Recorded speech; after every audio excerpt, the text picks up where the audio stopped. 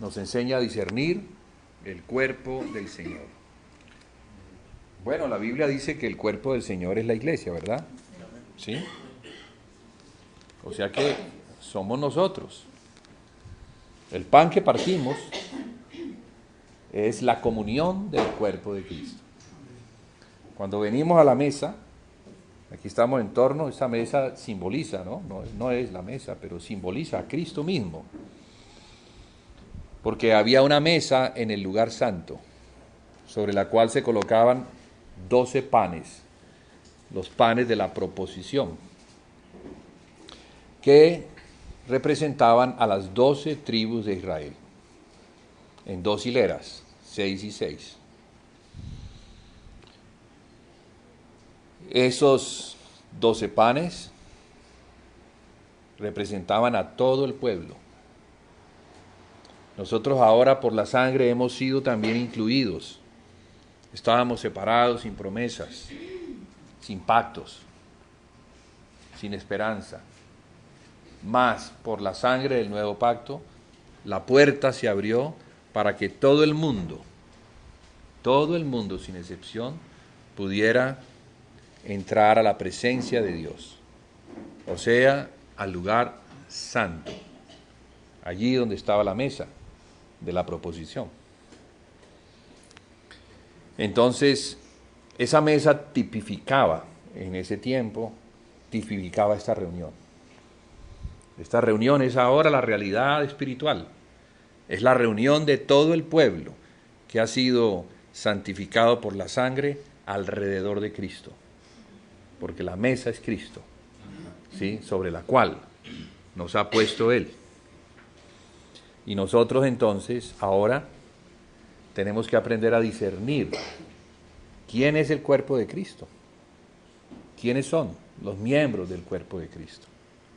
Para que podamos comer y disfrutar los beneficios del cuerpo de Cristo mismo como cabeza, pero también de todo lo que fue incluido en la cruz del Calvario.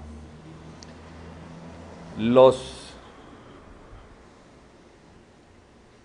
corintios, en su inmadurez espiritual, ellos no discernían, no habían alcanzado todavía el conocimiento. Y entonces, cuando iban a la mesa, no lo hacían dignamente. Algunos se adelantaban, otros no llegaban.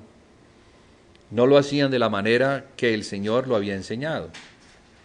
Ellos pensaban que la cena era un ágape, era una reunión de hermanos, con mucha comida, con mucha bebida, y entonces así pensaban ellos que debía ser. Y no les estaba yendo muy bien. El apóstol, enterado de lo que estaba ocurriendo, entonces escribe esa carta a los corintios, que es la epístola, que nos muestra todas las deficiencias que se estaban dando en la iglesia a causa de su inmadurez, entre ellas el comer de una manera indigna. Entonces el apóstol ordena, escribe para que corrijan, para que no sigan haciendo eso, porque el que come de esa manera come juicio. Y dice que por eso había muchos que estaban desanimados, otros se encontraban en la cama y otros ya habían partido. Qué tremendo, ¿no? No discernir lo que Dios tiene para nosotros en Cristo y tomarlo a la ligera. Entonces, la restauración de la iglesia incluye la restauración de esta fiesta, de esta celebración.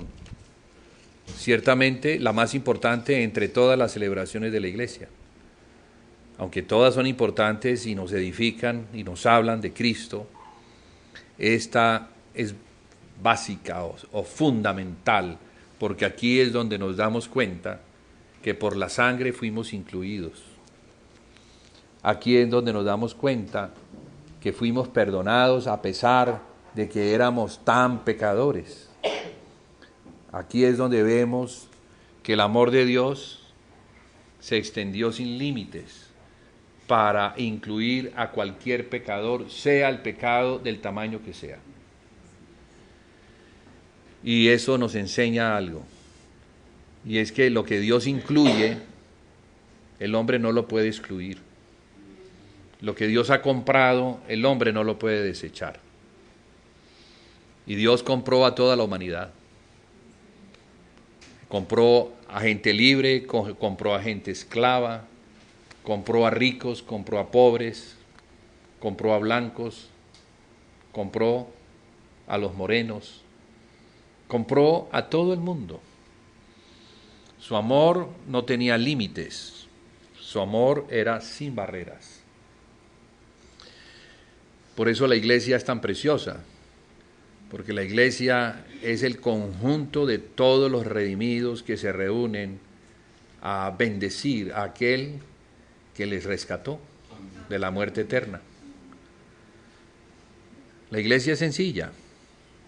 La iglesia no está llena de parafernalias, ni de cosas que el hombre inventa para provocar algo. No, el mismo Espíritu es el que está allí en las cosas sencillas. El mismo Espíritu que es el que inspiró a los apóstoles a escribir, el que inspiró a los profetas, el que inspiró a todos los que escribieron algo de Dios, es el mismo Espíritu que hoy está en medio de nosotros, queriendo revelar algo más del Hijo de Dios, porque a Dios Padre le ha placido darle a su Hijo la preeminencia, darle el primer lugar sobre todos los lugares. A Él lo levantó a las partes más encumbradas de los cielos, lo sentó a su diestra y le dijo a los ángeles que lo alabaran, que lo adoraran. Declaró que Él era el Señor. ¿Sí? Y eso es lo que glorifica a Dios. Cuando nos reunimos en ese Espíritu, que es el Espíritu Santo, entonces Dios está complacido. Cuando no excluimos o cuando no nos incluimos como si fuéramos únicos y especiales, entonces allí está el Espíritu que inspiró. Ahí está Cristo que salvó. Ahí está nuestro Padre que reconoce a su familia y que se goza cuando su familia está en torno a su Hijo Jesucristo. Entonces, hermanos, hoy hemos venido a celebrar eso. Hoy no hemos venido a celebrar una organización, no hemos venido a celebrar algo que el hombre manipulando y controlando hizo, sino que de la misma manera que se reunían nuestros hermanos al principio, de esa misma manera nos reunimos hoy. Dice que comían juntos y con alegría y sencillez de corazón, haciendo referencia a esta comida, juntos. No como los corintios que no lo hacían juntos, porque ellos ya estaban siguiendo tendencias. Ahora nos reunimos en torno a Dios. Y esa es la fe que debemos mantener, en la que debemos perseverar, en la que sabemos que si nos mantenemos allí sobre esa base, nada ni nadie nos hará mover de allí. Es una roca firme sobre la cual se edifica la iglesia. Como la confesión de Pedro, ¿no? Tú eres el Cristo, el Hijo del Dios viviente. Algo que el Padre le reveló a un hombre de carne. Pero eso llevó a Jesús a admirar esa revelación y a decir, pues yo te digo que tú eres Simón, hijo de Jonás, y sobre ese monte, se ha traducido roca, edificaré mi iglesia. Pero Jesús estaba haciendo referencia a la revelación sobre lo que mi Padre te mostró, que yo soy el Cristo, el Hijo del Dios viviente, edificaré mi iglesia. Y te digo que las puertas del Hades no prevalecerán contra ella. Mas a aquellos que les doy la revelación, también les doy las llaves del reino de los cielos, para que lo que aten en la tierra sea atado en los cielos, y lo que desaten en la tierra sea desatado en los cielos. Qué importante esto, porque los cielos iban a depender de la tierra. Los cielos iban a depender de la iglesia, del cuerpo de Cristo, de lo que el cuerpo de Cristo en entendimiento, en discernimiento, iban a lograr para la gloria de Dios. Una conquista, una expulsión de Satanás de los territorios que había tomado y un establecimiento del reino de los cielos en esos lugares que antes fueron de Satanás. La iglesia como un candelero alumbrando en una comunidad para que ya no estuviera en las tinieblas, como cantábamos hace un rato, ¿sí? Acerca de la luz, porque la luz resplandeció, no solamente en nuestros corazones, sino que resplandeció en la localidad. La iglesia debe entender su responsabilidad que tiene de ser la luz del mundo, mantenerse así, porque la iglesia no puede hacer nada, más Dios sí puede. La iglesia, ¿qué fuerza tiene? No la tiene. La iglesia es débil, pues somos débiles en nuestra humanidad, pero Dios, el fuerte de Israel, Él sí puede. Cuando somos débiles, Él es el fuerte. Cuando somos fuertes, Él no está. Entonces, damos gracias a Dios que Él manifiesta su poder cuando nosotros manifestamos nuestra necesidad, nuestra debilidad. Y el mundo necesita mucho. Y depende de nosotros como sacerdotes el poder pedirle al Señor que establezca, que traiga su justicia, que traiga el temor sobre las comunidades, para que las perversidades que se están haciendo hoy en día abandonen nuestra ciudad, por lo menos nuestra ciudad.